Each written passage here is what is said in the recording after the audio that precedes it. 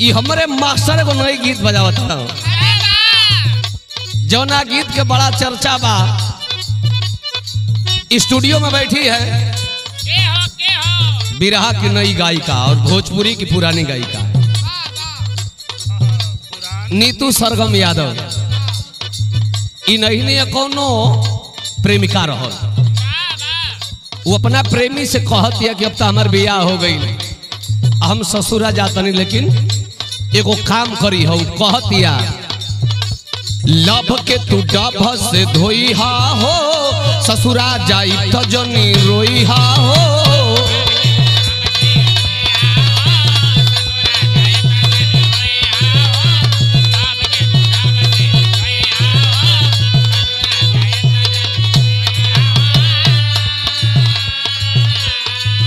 अरे लभ के तू डभ से धोई हा हो, ससुरा जाई तो जनी रोई हा हो। ए राजा अरे मत बुझी हा, मत बुझी हा कि तोहके भुलाई, मत बुझी हा कि तोहके भुलाई। तब लइका कहता अरे सुन, अरे मौगा न होई कि रोई बिया गाई, मौगा न होई कि रोई बिया गाई, तोरो से नीमन पटा के देखाई। सुन ले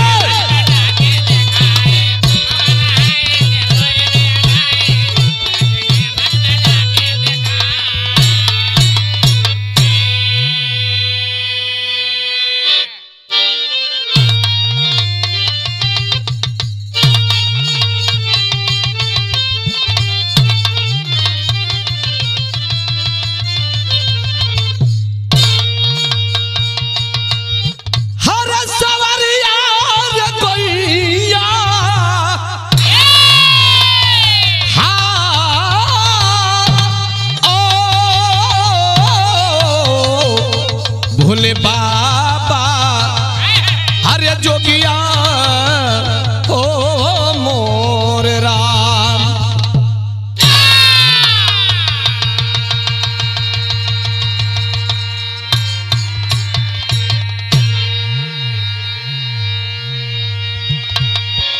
अच्छा भैया लोग,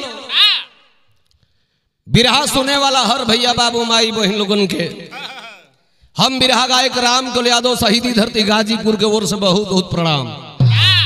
ये बिरहा आरभी स्टूडियो भीमपुरा बलिया में रिकॉर्डिंग होत बा और हमारे गार्जियन कलवारी ग्राम सभा के पूर्व प्रधान श्री गुड्डू यादव जी, हमारे अनिरुद्ध भाई और सुग्रीव भाई, विजेंद्र मास्टर, रामकरण जी, चंदन बाबू और राम बलम भैया के देखरेख में बिरहा होत बा।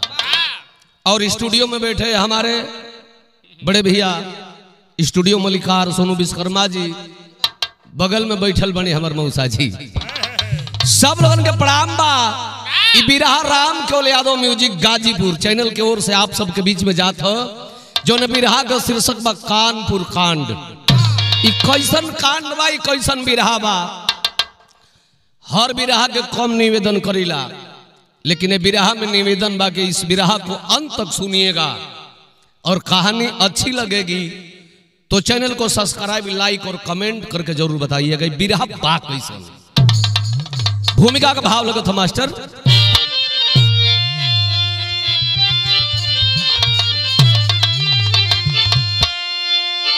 अभिलाषा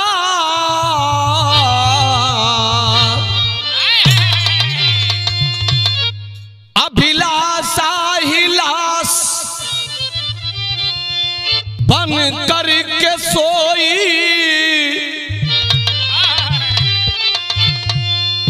न रोई न खोई जगत में जिंदा,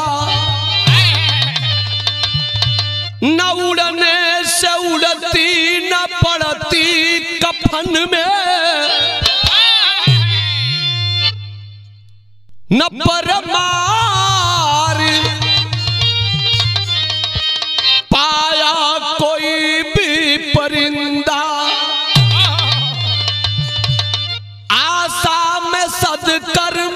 दुष्कर्म करता, कभी न कई इंसान बन के परिंदा, मगर भाग्य से पहले कुछ ना मिला चाहे भगवान हो या गरीबी में बंदा।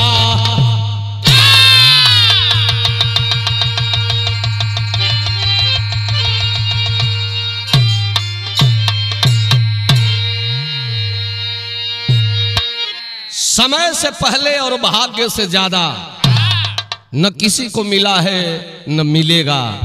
समय ने परेशान तो भगवान को भी किया था, तो हम और आप तो एक इंसान हैं। रामबलम भैया बड़ा सुंदर है वो गजल का नमूना बाहो।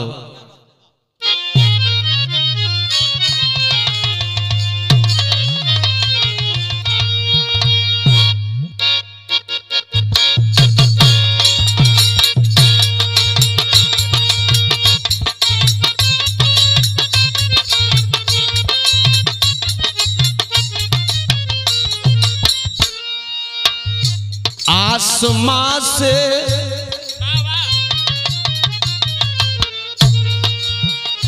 आसमां से उतारा गया है, आसमां से उतारा गया है, जिंदगी दे के मारा गया है,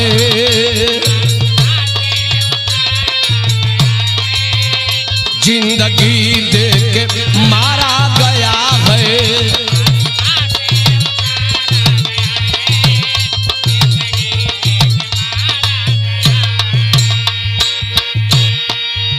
लेकिन बड़ा सुंदर भाव हमरे महेंद्र कवि जी विरह में लिखले हैं।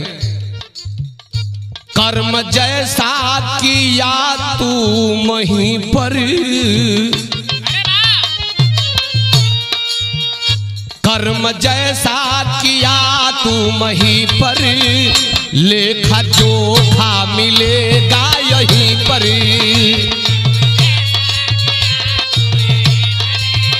लेखा जोखा मिलेगा यहीं पर।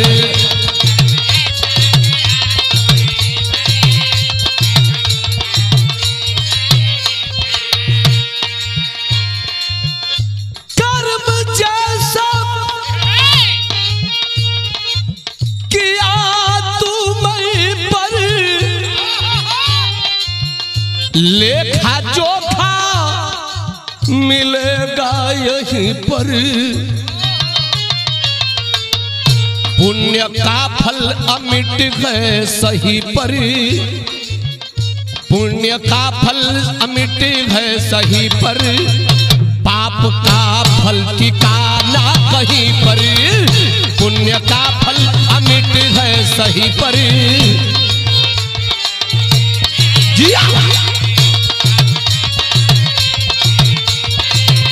पाप का फल ठिकाना कहीं। ए भैया जवन धरती कर्म उहे गवाई, कहानी के करबा कैसन बा ध्यान से सुनल जी। हमारे बिरहा में नज्म का लाइन लगत भैया।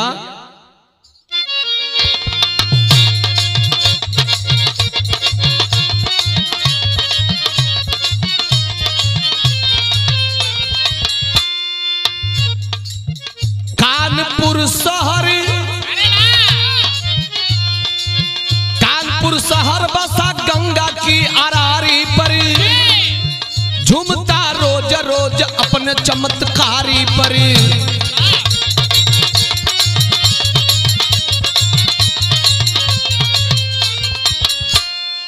शहर कोतवाली अंदर सोहड़े एक बस्ती है, शहर कोतवाली अंदर सोहड़े एक बस्ती है, छोटे गरीब मजलूमों की गृहस्थी है।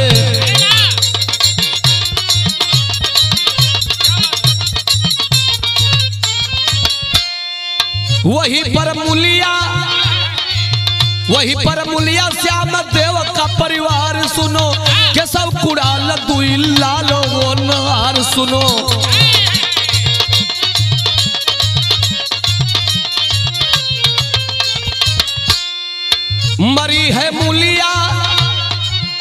मरी है मुलिया श्याम देव सह न पाए हैं, सदमा सद के लगा स्वर्ग को सिधाए हैं।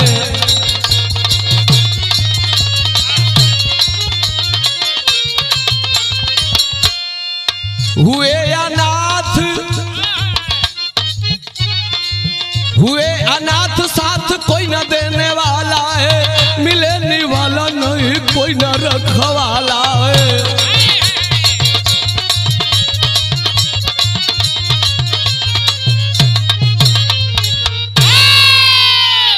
बात का समझ लेंगे भैया, बिरहा का कहानी समझे में आसान रही। कानपुर जिला के अंतर्गत जिधर शहर है और शहर से कुछ ही दूरी पर सोहड़े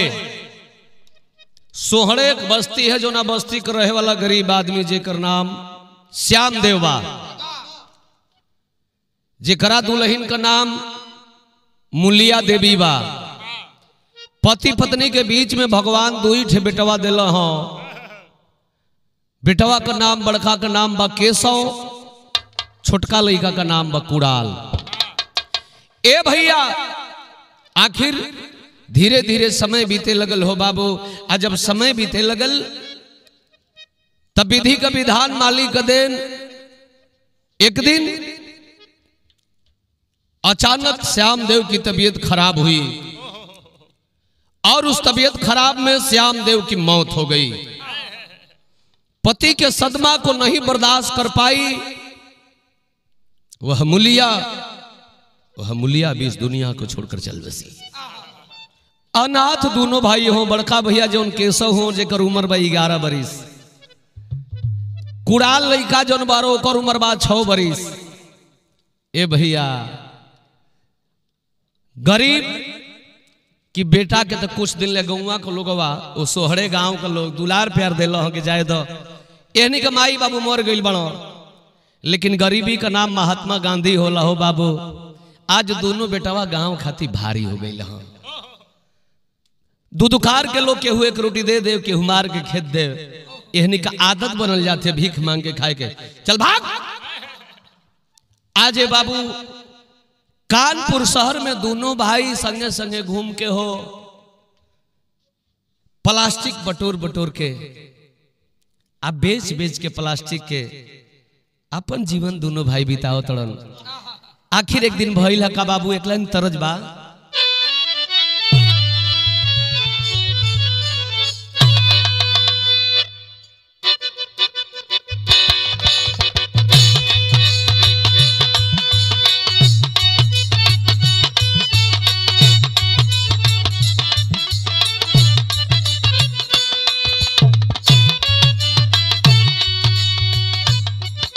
ई गीत भोरे भोरे कबो बाजे ले इतना नीक लगे।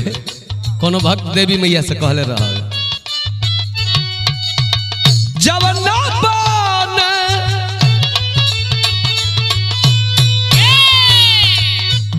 बने हो मैया सिकिया ना डोले हो ताही बनवाना।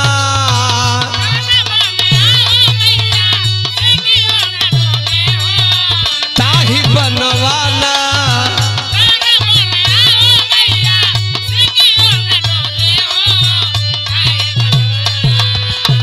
जवना बने हो मैया सिकियो ना डोले हो ताही बनवाना।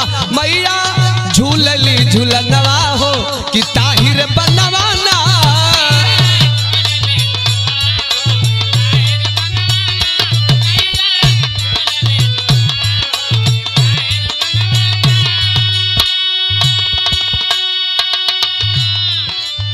बिरहा सुनने वाला भैया लोग बिरहा से ध्यान न हटाइएगा। दोनों भैया भीख मांगता सौ। वही शहर में एक दिन भइल का पवला दोनों बरस एक दिन, पवला दोनों बरस एक दिन रहल जनाना हो कि ताही भीतराना। जनाना हो कि ताही भीतराना।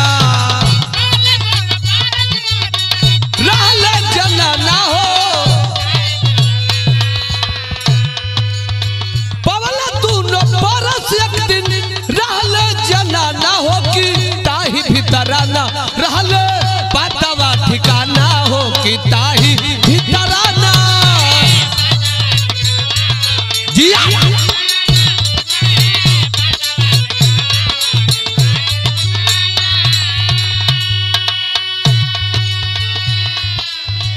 हाई देखल जा कानपुर शहर में दोनों भाई प्लास्टिक बटोरता न एक बिल्डिंग एक फ्लैट के नीचे गलियारे में दोनों भाई जाता एक लेडीज पर्स मिला पर्स के जब वो दोनों भाई खोल सो पर्स में रहल का औरत का गहना और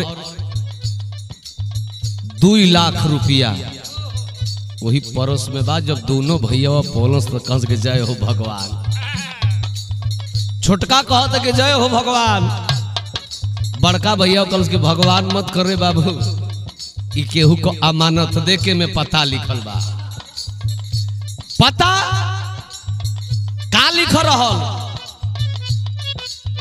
अरे रेलवे कॉलोनी कानपुर रहल खास हो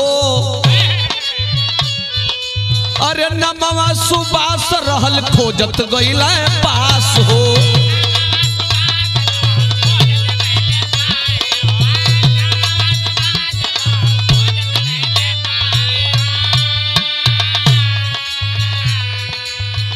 अरे बैग कैले वापस बैग कैले वापस पावले रुपया नजर ना हो कि ताही भीतराना अरे ताही भीतराना रहले पतवा ठिकाना कि ताही भीतराना ए भैया उमे पता लिखल बा एगो छोटे डायरी बिया ऊपर लिखल बा सुभाष पता लिखल बा मोहल्ला का रेलवे कॉलोनी कानपुर बड़का भैया कल के देख भाई रे आन के धन पर मरे के ना चाहिए भगवान हमने के जिनके में यही लिखले हुआ माई बाबू मर गए टूअर हो गए नहीं जा गाँव के भारी हो गए नहीं जा ए बेटा भाई रे चल ना पैसा दे दे जा दया लगत बा दोनों लड़का पता लगावत सुभाष के कॉलोनी में गइलो हो आ ले जाके भैया हो उनके मेहरारू के पर्स जब दिल हो ए साहबाई हई हमनी के पौने जाए तारा घर के पिछवाड़े रल हो सुभाष जो रेलवे में नौकरी कर रहे हैं कहला कि वाह बार इस कलयुग में दोनों बच्चे ओमा से कहला कि ठीक बा पर्स दलो चेक कैलन हो पैसा सही बा गहना सही हो ईमानदार लड़का जान के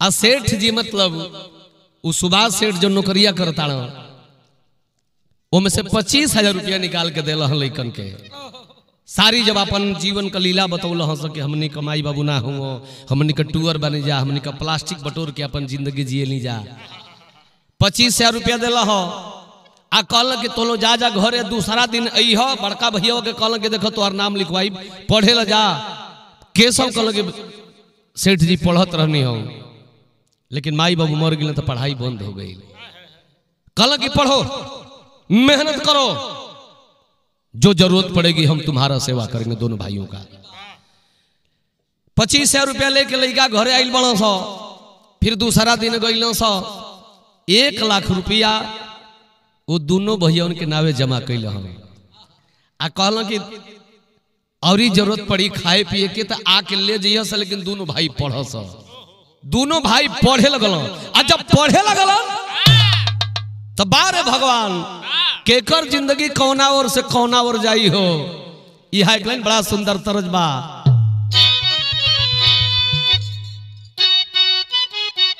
ओहो हो अरे जिया राजा जिया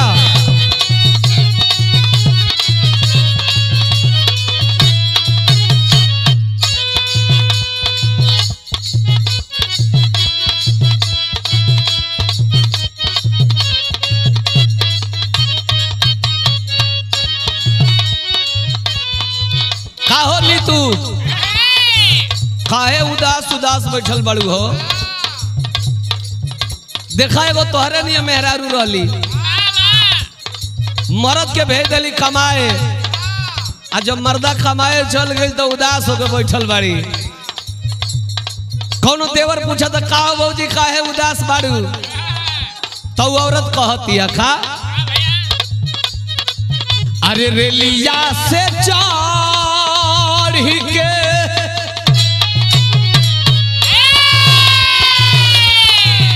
रेलिया से चढ़ के जा हजिया पउतरी पिया रंगनार गइल ना।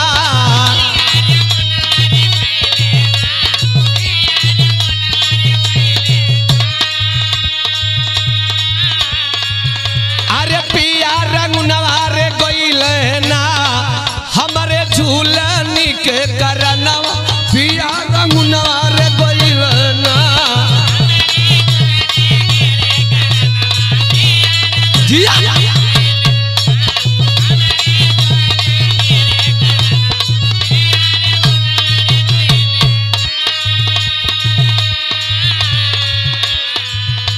लेकिन हई देखा जा हो भैया, बड़का भैया केशव पढ़ाई करता, अब पढ़ाई करत करत भैलो का पढ़ी लिख के मास्टर भैले। पढ़ी लिख के मास्टर भैले, केशवा पीरनवा हो पीरनवा छोटकाना।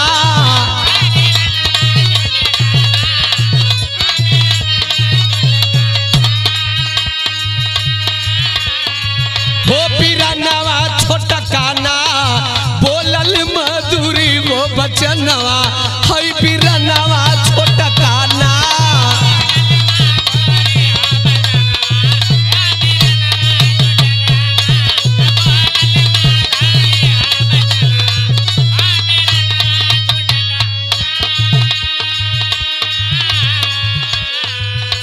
हाथ जोड़ के कहता छोटका भैया कुड़ाल किए भैया, अब तक तू मास्टर हो गई लो, आ हमरो पढ़ाई चलते बिया, लेकिन ए भैया अब नीक नहीं खेला तो कहिया ले हमने के बनावल जी खाइल जाई। एगो काम कर भैया, छोटका भैया कहता, अरे कोई के बियाह भैया भाऊजी लिया।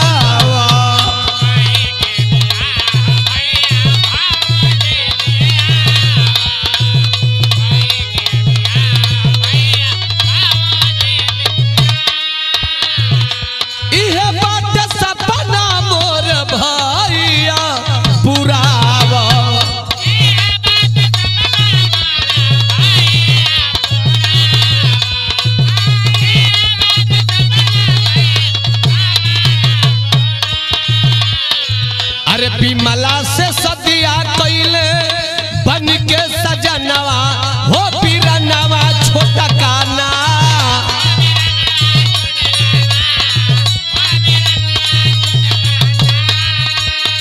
हो पीरनवा छोटकाना, खुशी में नाचे घर अंगनवा हो पीरनवा छोटकाना। जिया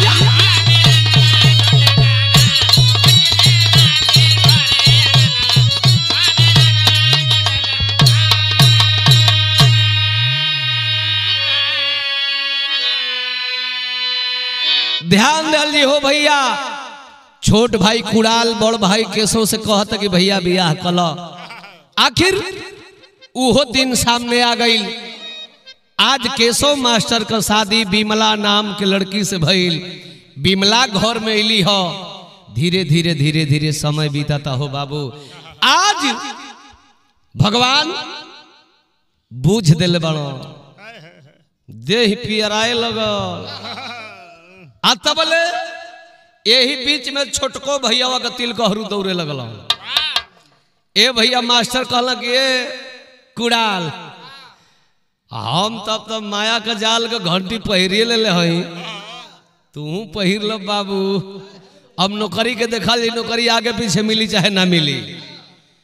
बड़ा भाई छोटे भाई की भी शादी कर दिया। कुड़ाल का शादी कौना नाम के लड़की से भइल? सुधा नाम के लड़की से हुई। ए भैया, जबकि मास्टर साहब को स्कूल जाना जरूरी है, भाई का मेहरारू घर आइल है, बहु भोज बा, लेकिन लइकन का पेपर चलता। ए भैया कल के ठीक बा, तो लोग घर का व्यवस्था, बारात आई गई घरे। अब हलवाइन सलवाइन के ऑर्डर दे के अब मास्टर केसो कल के तो देखा लो तन 2 घंटा का 3 घंटा का पेपर दिवा के अहम आवत है। ए बाबू हाई देखो केसो मास्टर के दुल्हन के दिन वो भी पूरा हो गई बा। तनी तनी पेट में दर्द बहु कर राजा जी जाई मत न, कह रतिये से दर्द होता, कल की बर्दाश्त को गोली खा लो। अरे घर में भवाई आ गई, दादी ना गई तो दर्द, अरे ना राजा जी वो बात नहीं खजी, दूसर दर्द। हाँ बुझाता कि भबुआ होई।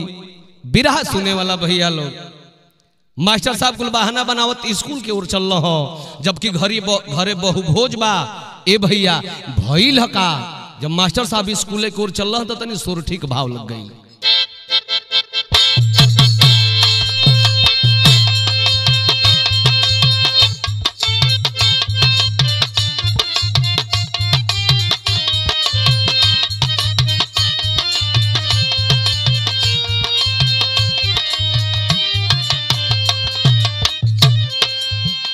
आज मास्टर साहब चलल हुआ, साइकिल उठवल हो।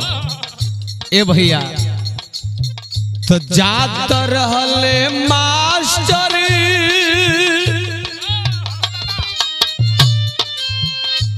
जात रहले मास्टर, तब चढ़ी साइकिलिया से, चढ़ी साइकिलिया से बस टक्कर मरलस जोरदारन हो राम। बस टक्कर मरलस जोरदारन हो राम।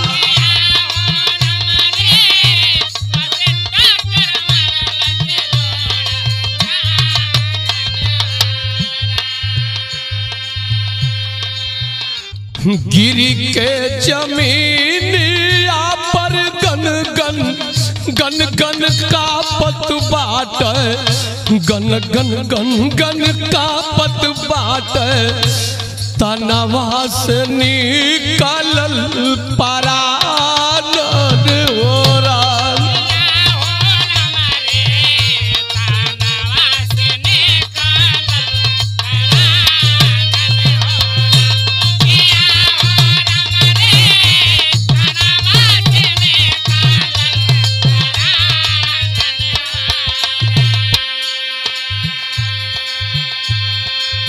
बिरहा सुनने वाला हमारे भैया बाबू लोग, केशव मास्टर साहब साइकिल से स्कूल जाता रहो, अचानक रोड पर बस वाला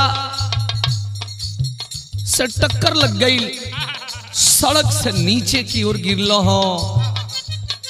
पीछे से दूध वाला केदार यादव बल्टा में दूध ले ले अपना साइकिल पर लदले हो। देखा तड़न की बस वाला टक्कर मार दिया, मास्टर सड़क से नीचे जा रहा है। केदार यादव जो पहुंचल हो तो केदार यादव के सामने केशव मास्टर हाथ जोड़ के गनगनात हो, कहल के भैया हमारी घरवा खबर दे दियो हो भैया, हम जियब ना हो भैया, मर जाए वो भैया। आखिर भैया का ओही रहिया जात रहल केदार, दूधहारावा केदार दूधहारावा हो। घरवा सूचना दिहलन तब जायन मोरा।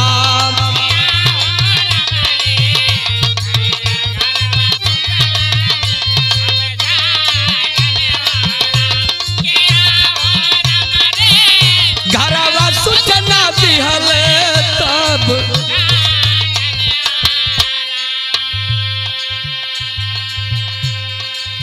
खाई देखा ना हो भैया, आज ये मास्टर साहब का एक्सीडेंट हो गई, मौत हो गई। आज केदार यादव दुदहरा अपन बल्टा वही जे उतार के साइकिल से भागल भागल घरे गई हो, खबर दिल हो कि केशव मास्टर का मौत हो गई बा एक्सीडेंट में। बिरहवा सुनने वाला हमारे भैया बाबू लोग हई देखा हो घरवा बड़ा खुशी खुशी इतने समैया में वो मास्टर साहब के दुल्हन का तन से गो बेटा कभी जन्म हो गई बा। आज ये बाबू लड़का के लेके सौरी घर में मास्टर को मेहरारू बिमला बाड़ी हो। आज जब खबरिया मिलल है ना बाबू तब भइल है का हो, पाई के खबरिया चलल गौआ के लोग रे, गौआ के लोग बिमला चलली गोदिया सुगना उठायन मोरा, बिमला चलली गोदिया सुगना उठायन मोरा।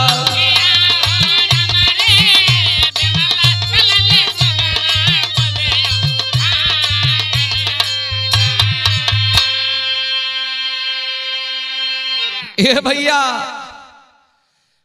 बाहरे भगवान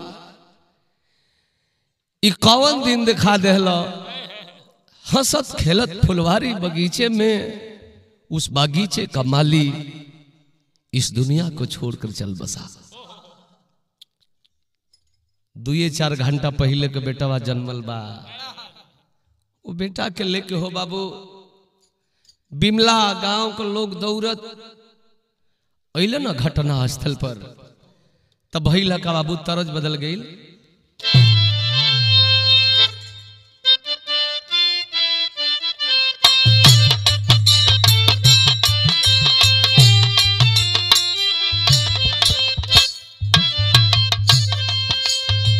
आज बिमला जब अपने पति के पास अली हो, रोवत बा कहत बा लसिया पकीरी बिमला रोमेल सुगनवा हो, लसिया पकीरी बिमला रोमेल सुगनवा हो, के दिखल सुन रोमरू जार वो,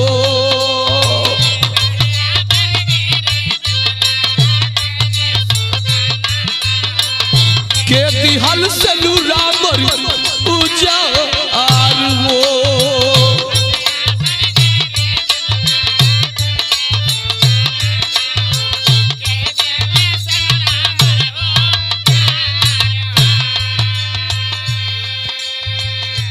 ए बाबू आज जर्जर जर्जर रोवत बिया कि सैया कौन दिन देखौला हो, सैया कौन दिन देखौला। आखिर रोवा ताड़ी कह ताड़ी सैया अरे बेटा कब रहिया करब कि तोहरो तेरे आओ, बेटा कब रहिया करब कि तोहरो तेरे आओ, कि बहु भोज करी का विचार वो,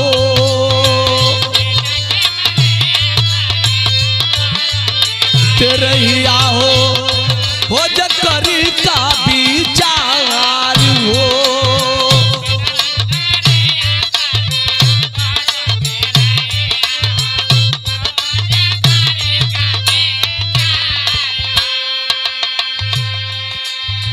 छतिया पीट पीट के जगावत या के सैया जी, अरे अपने हीरावा का मुँह ना देख पौला हो रजब, आखिर तू तो दुनिया छोड़ के चल गई, आखिर हम बेटवा के बरही करब कि रजा एक दिन बदवा तो हारते रहिया करब, कि आज हम घरवा बहु भोजवा कैसे करी हो सैया रोती बा।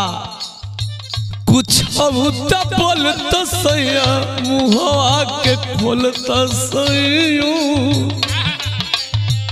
कुछ बोलत सैया मुहवा के खोलत सैया सुझ नहीं रहिया मार वो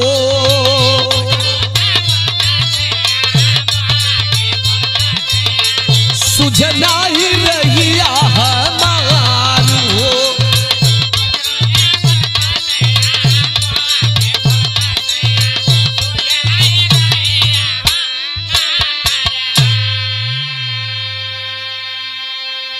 रोवताड़िए बाबू लेकिन रो के का करब जब चिड़िया चुग गई खेत।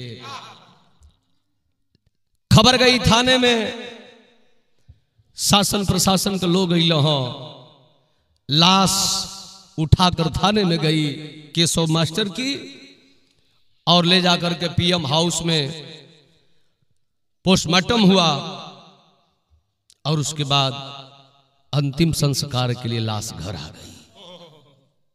सपनवा दिल का सपने में फसल हो बाबू बिरहा में टेरी का भाव लगल।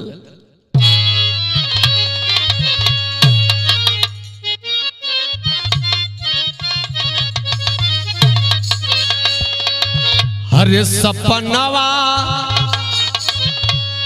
बनयर मनवा रह गइल पाई के गोतिया ललना खोवली अपन सजनवा। एक और खुशी तो एक और गम, एक और बेटा मिल रहा तो एक और सैया से साथ छूटल। अच्छा धीरे धीरे 2-4-5 महीना का समय बीतल। कोर्ट कचहरी थाना थुनी से अपन जोगाड़ लगौली हो भइल का बाबू कि है मिली नौकरी कॉलेज में, है मिली नौकरी कॉलेज में। वह निस्दिन आती जाती थी, देवर देवरानी बेटा संग वह अपना समय बिताती थी। खेती बाड़ी गृहस्थी सब अपने आप चलाती थी। बिमला घर जब रहे नहीं तो एक बुढ़िया घर रोज आती थी। हाय देखल जा भगवान का देन, मालिक का देन। नौकरी मास्टर की वह पा गई, अपने पति की नौकरी मृत आश्रित पर नौकरी पा गई। नौकरी करत बा वाह खूबी, खेती गृहस्थी जीवन भी कारोबार बा, अपन देख रेख करताड़ी, देवर देवरानी के संग रहताड़ी बिमला। ए भैया लेकिन जौने समय स्कूलवा चली जास वही गांव में एगो लुक्का फुआ रहल। एक खटिया का मर्द मेहर 2 खटिया करे। प्रधान जी पहुंचे कह के झूठे कना सोचतड़ सा वो कहत या चढ़ावत ये मर्द मेहर के कहे का तर्ज बदल गई।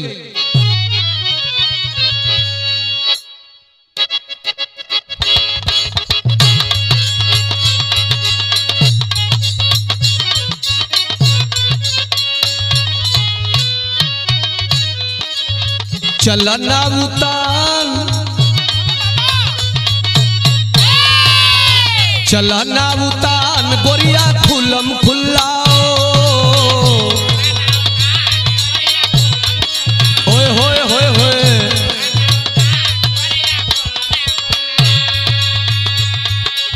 ई तरज हो, लेकिन तरज से सुंदर भाव भाई कहतिया कैला ना तनिको विचार। कब मर्दा के चढ़ावे मने कुड़ाल के आ कब वो करी मेहरुआ के कह के श्रद्धा हे सुधा सुना कैलू ना विचार जमाना बाउर बाटे। हाय हाय हाय हाय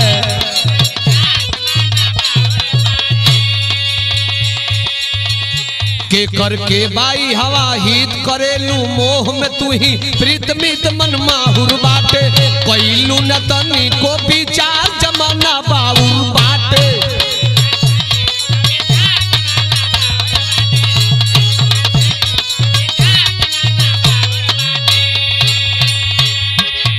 कहा दिया कि सुधा अरे अरे पगली तोरा बुझाता अब भगवान तोरो के बूझ दिल बड़ो हम देखत नहीं तोरो दहिया पियरा थिया आ तोरा दे दिनिया को तोरा दे दिनिया के कही बा मरद हइए नखे चढ़ावतिया कहतिया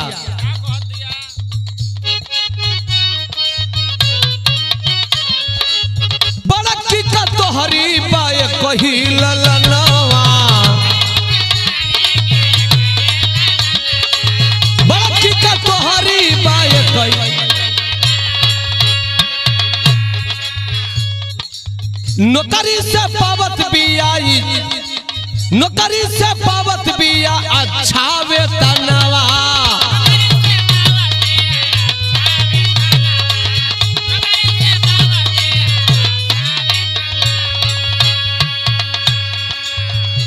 ओकर निमने बाटे आधार तोहरी लेखा न बाटे अन्हार जमाना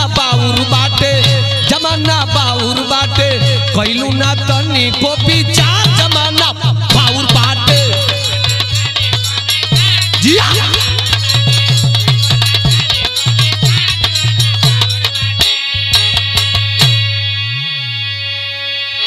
अरे कलयुग हरे पगली हरे का सोचले है एक कही हो आँखी का लकड़ी कही बा तोरा के तो भगवान बुझले बनो होइबो करी जनली 2-4-5 गो हो जाइयो से तोर मरद बा आउ तो राणा बेवा बिया एगो काम कर ओ करी लइकवा के जान से मरवा दे मैं धन तोर हो जाए तोरी लइका का तोरी भातार का हो जाए ए भैया चढ़ा देहलस आ जब चढ़ा देहलस एक दिन हई देख कूड़ा लैल थाकल पियासल खेते में से काम धाम क के आज उनका मेहरारू उ सुधावा कहती हमारे बिरहा का आखिरी तरजबा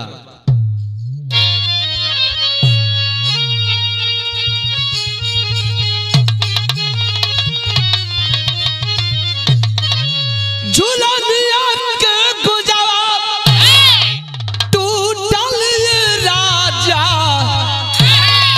हे जमनिया में गड़िया छूटल ये राजा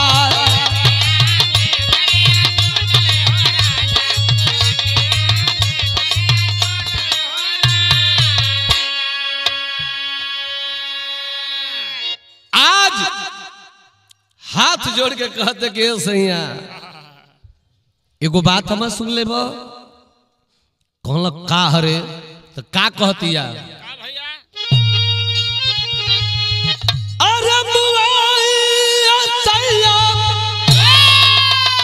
अरे यही भतीजवा के दाम आई सैया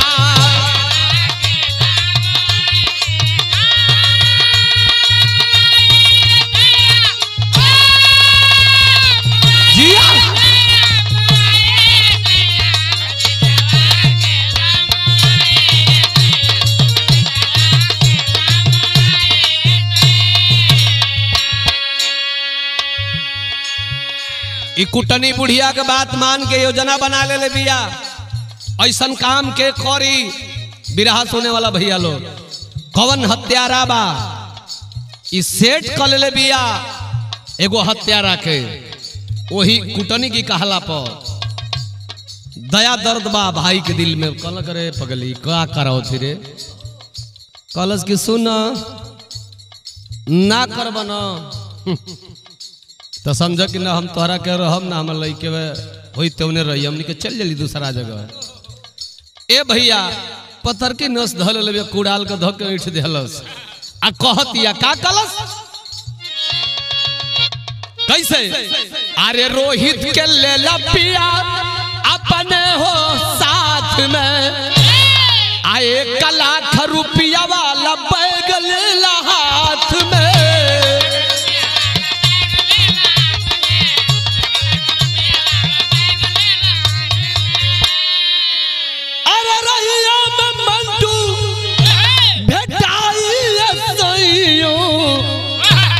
यही रोहितवा के दाम आई सैया। ये रोहित के हम देखल नहीं चाहत। कल करे तो के काम करी रे कलश के नहीं खी हमने के गौवा को उतर टोलवा का और ड्राइवर साहब है मंटू ड्राइवर उनके हम सेट कैले बनी। आप रोहित के बस लेके घर से जाई आ डहरिया में मंटू भेटा जी हैं। आज जब भेटई है तो लड़िकावा के दे दे। आज जन एगो बैग बा बैग धैल में धीरे धीरे वही मास्टराइने का कमाई है। वो नहीं में से चोरा चोरा चोरा चोरा के आय में हम 1 लाख रुपया धैले बनी। 1 लाख रुपया पर तय कैले बानी रोहित का हत्या करे बदे। हई देखो हो भैया बारे धन बारे आज का जमाना अब बारे आजकल का जनाना। आखिर औरत का बात मान के हो भैया कुड़ाल 1 लाख रुपया ले लो बैग में लड़का के ले लो रास्ते में गई लो आ रास्ते में जब गई लो तो ए भैया मिल गया वह मंटू ड्राइवर। और देखिए एक भाई अपने भाई के लड़के को हत्या कराने के लिए दे दिया धन दौलत के लिए। मंटू ड्राइवर 1 लाख रुपया लिया उस रोहित बच्चे को गाड़ी में जीप में बैठाया और बोल दिया कि कुड़ाल भैया अब तू घरे जा। हम अब इनके ना तू 11 कर दे खत्म कर दे मार के जंगल में फेंक दे। लेके गईल हो भैया लेकिन बाहरे प्रभु आपकी लीला भी गजब है। जीप में बैठाया है रुपया 1 लाख लिया है ना बहुत दूर लेकर जा रहा है। लेके पहुंच गई उन्नाव और उन्नाव के जब जंगल में लेके गई हो मारे के सोचता हिम्मत काम नहीं करत। सोच रहा है कि अरे यार इसका बाप भी नहीं है अबोध बच्चा है ये मेरा क्या बिगाड़ा है और जो मुझे पैसा मिलना चाहिए वो पैसा मुझे मिल ही गया है। तो इससे अच्छा है कि इस बच्चे को किसी को दे दूं।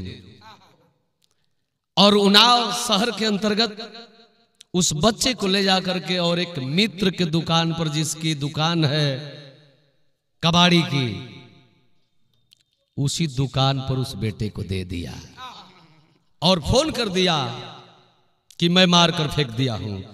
आखिर भैया मास्टराइन जब पढ़ा कैली हो अपना एगो रोहित लड़का जो आँखी में लकड़ी कही बा जो ताड़ी हो बाबू लेकिन मिल नहीं रहा है। देवर देवरानी से पूछ रही है कि हमारे बचवा कहाँ बा। दोनों को खेलत रहा कहाँ गई अज्ञात नाम से जाकर के कोतवाली में FIR करती है लेकिन अभी कहीं से सुराग नहीं मिला था कि के ले हो। तबले दूसरा दिन हो भैया अब ये कुड़ाल को मेहरारू सुधवा का डिलीवरी रहल होके के अपना मेहरारू के लेके हॉस्पिटल जाता कि हमारे मेहरारू का लड़का हुई खुशी बा। वो हर मास्टराइन अपने बेटवा के खोज में इहर से और गली गली घूमतिया खोजतिया शासन प्रशासन का सहारा लेतिया लेकिन भइल का बिरहा में अल्लाह भइल का बिरहा में पहपट का भाव लग गई।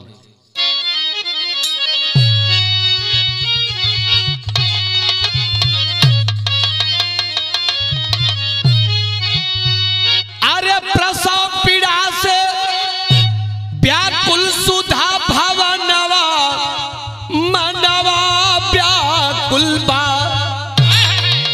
पैदा होई बिटिया ललनवा मनवा व्याकुल बा। जी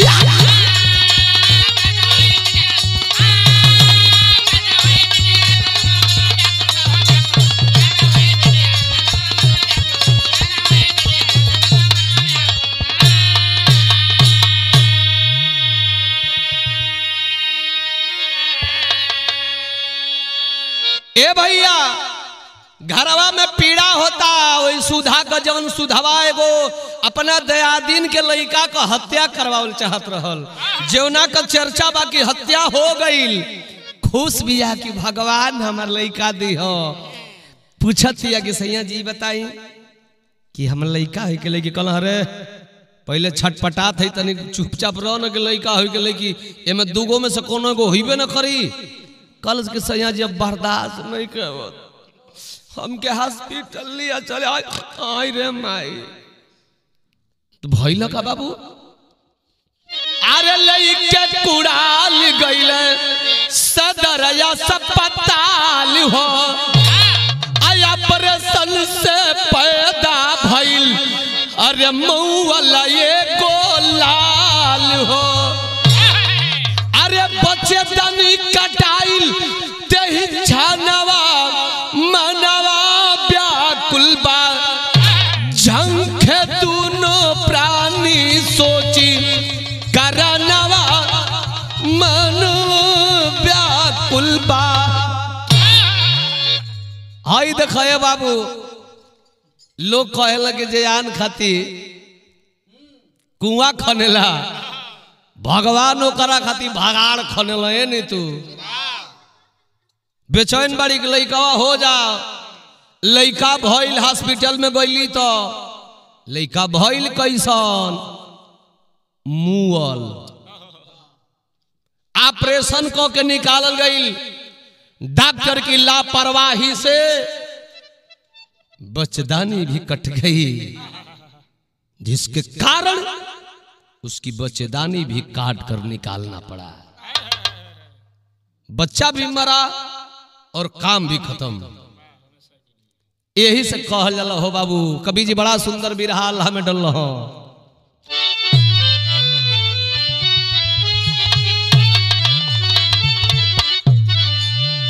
अरे दिनवा का शोभा होला दिन कर काल बाबू।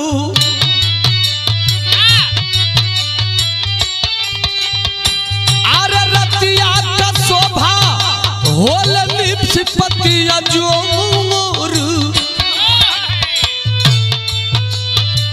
अरे गोदिया का शोभा होला गोदी का ललन बाबू। लिखल मानस तुलसीदास कलमिया के तुमोर। एहवर सुधा झंखेयापन सोच के करनिया बाबू। रोवे बिमला बात बात अखिया से लोर। सोर भइल गौआ में लोग सब आइल बाबू। आइल मंटू ड्राइवर कहे बतिया के जोर। मारे बद दिहल जवन हम के ललनम भौजी। मरल नाही रखल दोस्त घरवा हम या कोर। उन्नावस हरिया में बाटे ललनम रामा। सुन के बतिया बिमला कटब दिलवा चक जोर।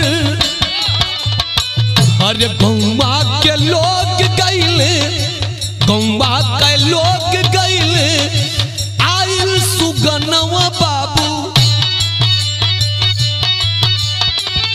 कैसा बदलू सुधा कुलवा के बोर। चली के बिमला थानवा पर दुनहुन के लिखाई बमू। कहली बिमला अपन मनवा काई के उठोर।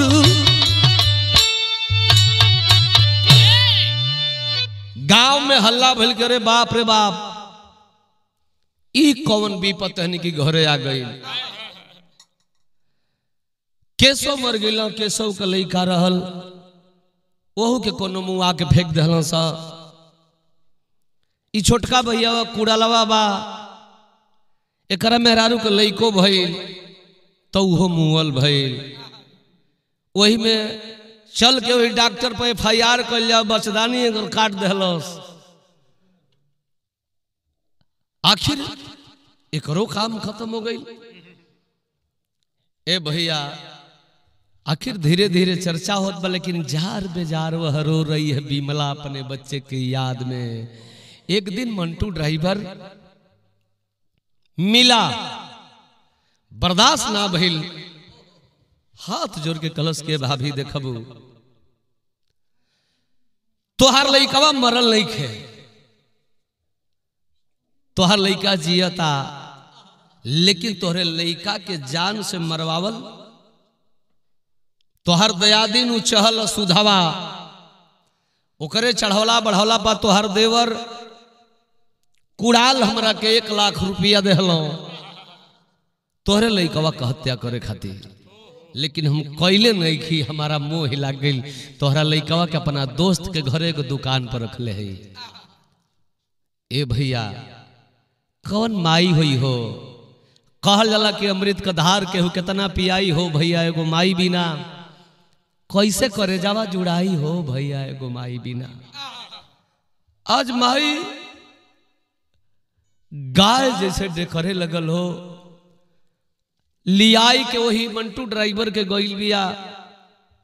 उ बिमला उ नाव में जब अपने बेटवा रोहित के पहुलस, छाती से लगौलस या भर डहरी बतियावत आवतिया मंटू ड्राइवर से कि ए बबुआ हम चल के कोतवाली में लिखवाई, ये दोनों के जेल में डलवाई। लेकिन का डलवाई, हम ओहने के सहारे बाड़ी, हमरो माथ मोर नहीं खे कही बेटा बा। अहने के मन में जब यह लालच रहल धन को, तई धन भी ले लो सा हमार। अब तई पपिनिया के बेटो ना हुई, अगर बचदनियों कटा गई तो हमार लइको ले ले। आज देखई कितना ऊंचा सोच को बिया आई हो।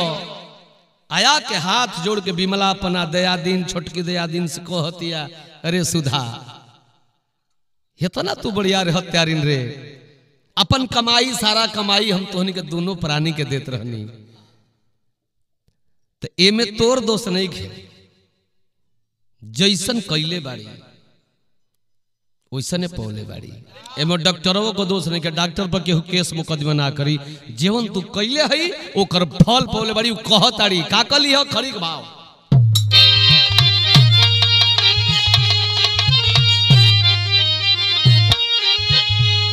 कली सुना सा, अब ये तरह लइका ना दे तोहनी के, हम तोहनी पर भरोसा नहीं थे। कानपुर रजिस्ट्रार के यहां लेकर गई है अपने देवर देवरानी को और गोदनामा दे रही है अपने बच्चे रोहित को, ताकि हमार परिवार एकजुट रहे, हमार परिवार बिखरे न पावे। भाव हो बाबू कैसे, जैसन कैलू करनी वैसन पवलू अपना, दिहली गोदनामा बिमला होया अपन ललना।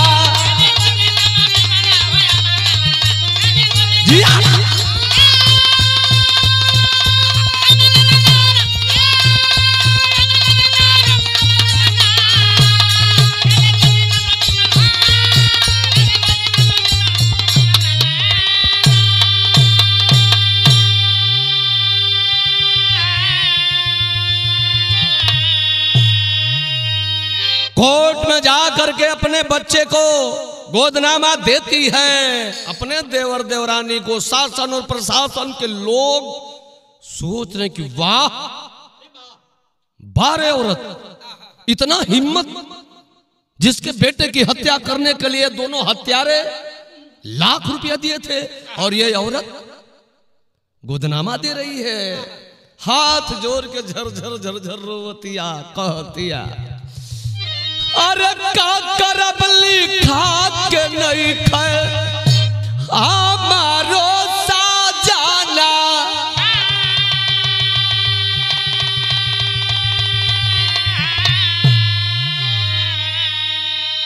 अब पैदा नहीं करी है सुधा का बहुलनवा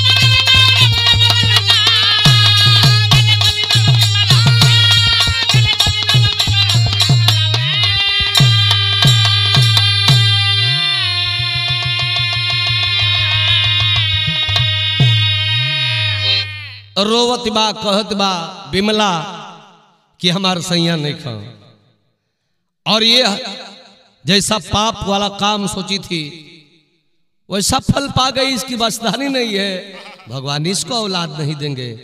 तब यह चाहते हैं कि हमार परिवार एकजुट रहे और ये लोग भी अपने रहन में और संस्कार में सुधार कर ले। बारे भगवान फिर परिवार संयुक्त हुआ। आखिरी लाइन जय जखाड़ गुरु जद्दू लौटन डूब गए हैं गम से बिरहा लिखते कवि महेंद्र आंसू बहे कलम से सपनवा बनया रमनवा रह गई।